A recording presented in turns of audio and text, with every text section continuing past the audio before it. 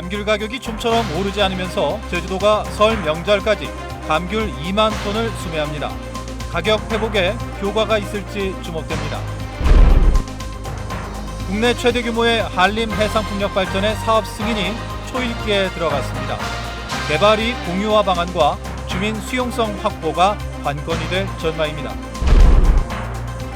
무장애 시설을 확산시키기 위해 정부 인증제가 도입됐지만 형식적으로 운영되면서 말뿐인 인증으로 전락했습니다.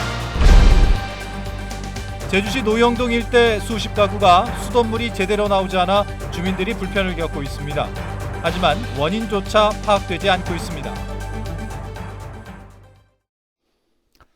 시청자 여러분 안녕하십니까? 뉴스데스크 제주입니다.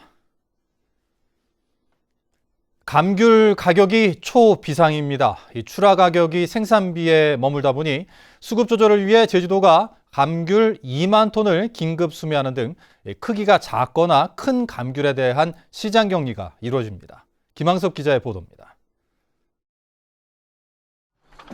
서귀포시 중문동에서 50년째 감귤 농사를 짓는 이병효 씨. 감귤 가격이 크게 하락한 데다 크기가 작은 소과가 지난해보다 20%나 늘어 생산비도 챙기기 어렵게 됐습니다. 소가 따는 시간이 엄청 많이 걸리고 이제 인건비가 너무 많이 지출을 하다 보니까 이제 남는 게 뭐 없는 거죠, 농가에서는. 벗겨 먹기도 힘들고 그래서 일부 산지 유통센터가 소과에 대한 시장 격리에 나섰습니다. 소과의 경우 당도가 10브릭스 이상이면 출하해왔지만 가공용으로 처리하기로 한 겁니다. 이처럼 크기가 45에서 49mm 크기의 소과들은 가공용으로 사용하기 위해 따로 분류되고 있습니다. 이틀 동안 수매한 물량만 80여 톤. 소과를 가공용 처리해가지고 출하 물량을 줄이는데 조금이나마 노력을 하고 있고 이 부분이 다른 조직으로 확대되어 출하 물량 조정에 도움이 되었으면 하는 바람입니다. 제주도도 감귤 2만 톤을 긴급 수매하기로 했습니다.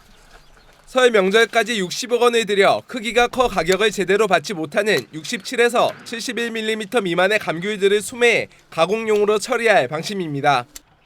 문제는 지난 9월 예정했던 가공용 감귤 수매량만 9만 톤.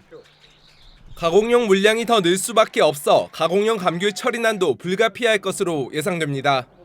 판매 상황을 모니터링하고 그래서 이제 공급 물량을 이제 조절하고 또한 철저한 선별 과정을 통한 소비시장 유통 감귤이 품질 고급화를 추진해 나갈 계획입니다.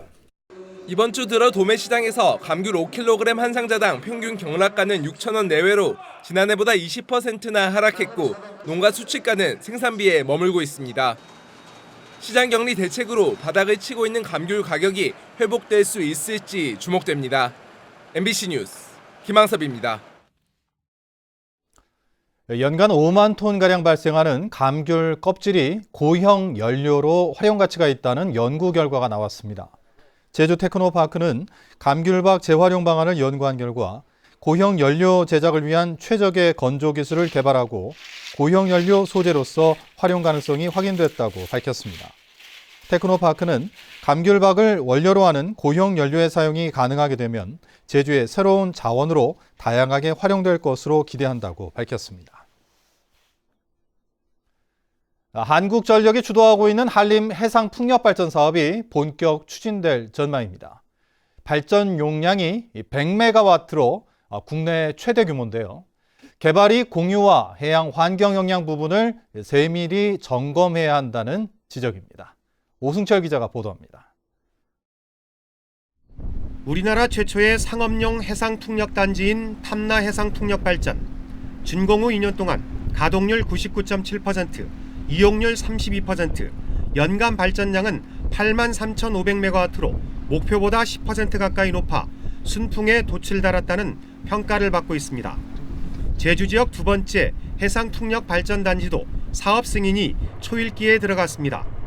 지구 지정과 환경 영향 평가 등의 절차를 모두 마친 한림 해상풍력은 내년 4월에 공사를 시작하겠다며 제주도에 사업 시행 승인을 신청했습니다.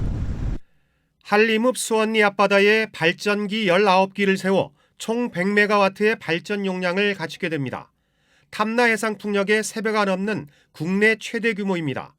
제주도는 환경과 해양, 건축 관련 부서의 의견을 듣고 주민 수용성 부분을 감안해 최종 승인할 방침입니다.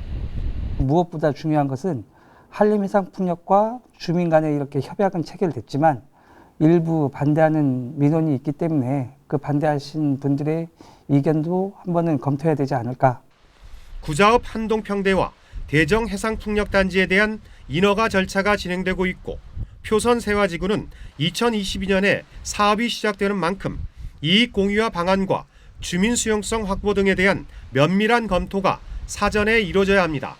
이 이익 공유화 측면에서 우리가 어떤 부분을 수용할 건지가 굉장히 중요합니다. 앞으로 좋은 모델이 이 한림해상풍력이 될 수 있기 때문에 이와 함께 공공주도의 풍력 사업이 원활히 추진될 수 있도록 제주에너지공사의 기술력을 높이고 자본금을 확충해야 하는 과제를 안고 있습니다.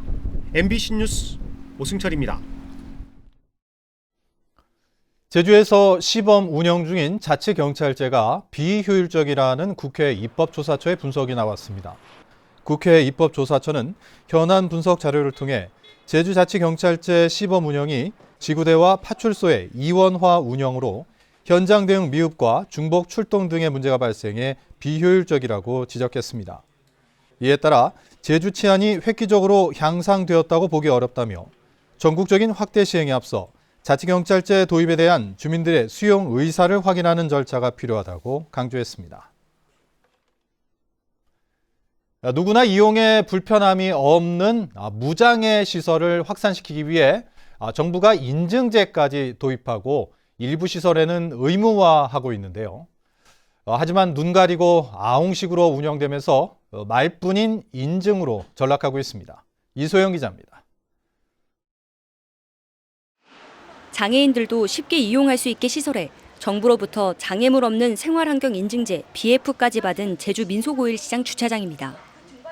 장애인 화장실에는 위급 상황에 호출할 수 있는 비상벨은 보이지 않고 변기 등받이도 없어 휠체어 이용자는 사용하기도 불안합니다. 등받이가 없어서 허리가 불편하신 이용자분들이 아예 이용이 불가능하고요. 또 앉았을 때 넘어질 수 있는 위험성도 있고 BF 인증 기준에서도 등받이가 설치되어야 된다고 나와 있거든요. 인증을 받았다는 또 다른 곳도 찾아가 봤습니다. 승강기 앞 시각장애인들을 위한 저명 블록은 모래 주머니가 쌓여 보이지도 않습니다. 정부는 2015년부터 공공기관이나 지자체로부터 보조금을 받은 건물은 교통이동 약자들의 불편이 없도록 시설해 BF 인증을 받도록 하고 있습니다. 문제는 설계 단계에서 예비 인증을 받는 것까지는 의무사항이지만 준공 후 받는 본 인증은 강제성이 없다 보니 실제 공사 단계에서 시설이 이루어지지 않는 경우가 허다합니다. 실제 제주 지역에서 BF 인증을 받은 시설 238곳 가운데 본인증을 받은 곳은 72곳에 그칩니다. 법률적으로 강제성이 이제 부여가 돼야 하는데 제도적으로 정비가 되어 있어야 우리도 강제성을 이제 할 수 있는데 지금은 제도적인 것이 이제 필요합니다. 전국의 7개 기관에서만 인증시설에 대한 점검을 하다 보니 사후 관리가 제대로 되지 않는 것도 문제입니다. BF 인증 관리 부처가 이원화가 되어 있었습니다. 그러다 보니까 인증 실적이나 관리가 개별 기관에 맡겨져 있더라고요. 그래서 다른 인증기관이 어떻게 운영되고 있는지를 파악하기가 매우 어렵다는 문제점을 발견하게 됐습니다. 누구나 이용에 제약이 없는 무장애 시설을 확산한다며 도입한 BF 인증제. 결국 말로만 그치는 인증으로 전락할 위기에 놓였습니다. MBC 뉴스 이소연입니다. 교통약자 이동지원 차량에 대한 이용 만족도가 낮은 것으로 조사됐습니다. 제주 장애인 인권 포럼이 지난 2달 동안 장애인 300명을 대상으로 교통약자 이동지원 차량 이용 실태를 모니터링한 결과 배차 대기 시간이 길어 불편하다는 응답이 77%를 차지했습니다. 차량 신청 후 배차까지 평균 대기 시간은 45분 미만이 31%인 반면 30분 미만은 13%에 그쳤습니다. 제주시 노영동 일대 40여 가구가 수돗물 공급이 원활하지 않아 불편을 호소하고 있습니다. 특정 시간대만 물이 안 나오거나 수압이 약해졌지만 원인조차 파악되지 않고 있습니다. 김찬영 기자입니다. 원생 180명의 제주 시내 한 어린이집. 수도꼭지를 틀어도 물이 나오지 않습니다. 싱크대며 화장실 세면대까지 단수되면서 휴원까지 고민하고 있습니다. 화장실을 가거나 양치질을 할 때나 밥을 먹을 때나 모든 게 지금 이제 안 되는 상황이라서 이제 저희 어린이집 같은 경우에서는 어머님들한테 양해를 구해서 이제 휴원을 해달라고 말씀을 해야 되는 그런 상황까지 갔어요. 근처 가정집도 같은 불편을 겪고 있습니다. 특히 바쁜 출근 시간대에 수돗물이 나오지 않아 낭패를 보기 일쑤입니다. 그러니까 설거지는 아침에 못하니까 그냥 다 재워놓고 아침 밖에 나가야 되는데 물이 안 나오니까 그 상다수 사가지고 양치하고 지금 갖다 들어오면서 상다수하고 물 사가지고 왔어요. 왜냐면은 또 언제 물이 나올지 모르니까. 제주시 노형동 일부 지역에서 단수 신고가 접수되기 시작한 건 지난 9일부터.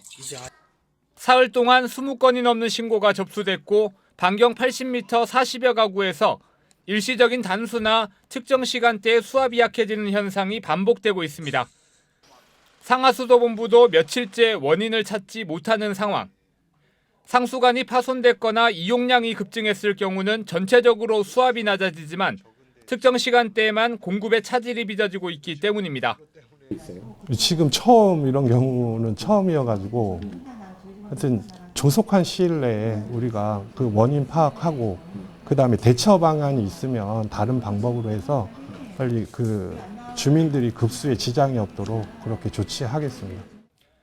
주민들은 인근에 새로 문을 연 업장이나 드림타워 배관공사가 원인이라고 주장하고 있지만 상하수본부 측은 이용 정수장이나 배관이 달라 가능성이 없다는 입장입니다. 이 마을 전체에서 물이 안 나오거나 수압이 약해졌다는 신고가 최근 급증하고 있지만 상하수본부에서 정확한 원인을 찾지 못하면서 주민들의 불편은 당분간 계속될 것으로 보입니다. MBC 뉴스 김찬현입니다.